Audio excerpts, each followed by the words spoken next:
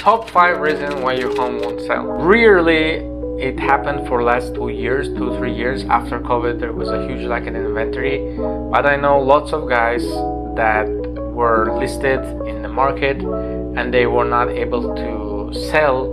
There are several reasons for that, and I wanted to go through those reasons really quick and explain to you guys how to not to do those mistakes and have your house sell. First, of course, is being overpriced. As Elon Musk stated once, there's a kind of thing called wishful thinking. Sometimes we think that, hey, my house worth 1.2 million because my neighbor sold for 1.2 million. However, you are not considering several factors. Your house might be more closer to the main road. Your house might be less renovated. Your house might be a little less in square footage. All those factors play the role.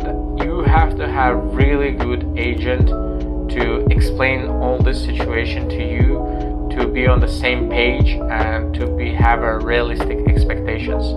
So first reason I would tell that the houses are not selling is not having the correct pricing, being overpriced. Second reason is not having enough work done to the property. For instance, I've been to many open houses where the house was in horrible condition, but it was still sell. And there were like a couple open houses, the house was okay, but it would not sell because the agent would not come to show the house, because most of the time they would have a lockbox. Most of the time they would not have a staging. Most of the time they would not time the market.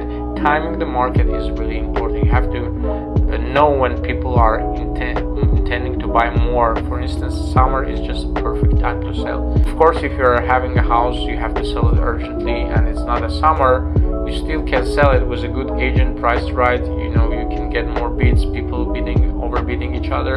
You can still get a decent price. But I assure you, if you will put the same house to the market in the summer, you would probably sell it for 5, 4, maybe even 10% higher, and it's not in the summer. Second reason I would say is not enough work to done.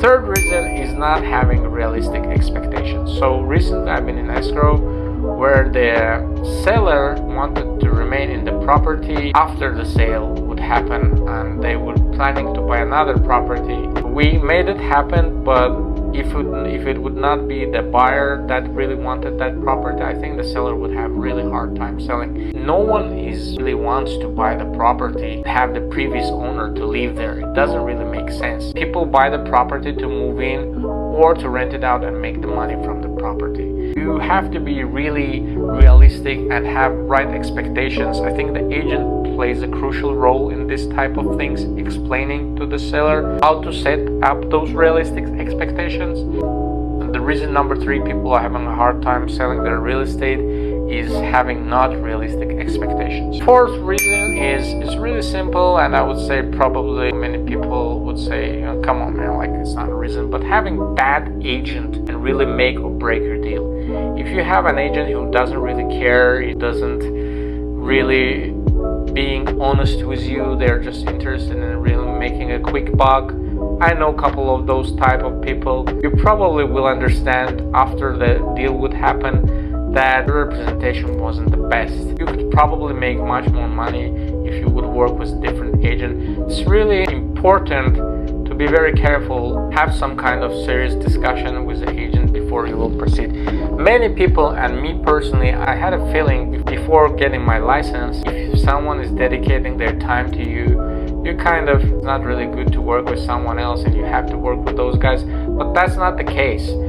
Any agent, there is actually a conflict of interests in relations that agents and sellers or buyers have here in America. According to the statute, California, for instance, in California there is a statute saying that agent have to have his client's interest first, but it's impossible. I mean, we're just born this way. We have our own interests first and then someone else's interest. Most of the time, unfortunately, I want to say 80% of agents, they will have their own interest. They would need to sell it quick and make a quick buck.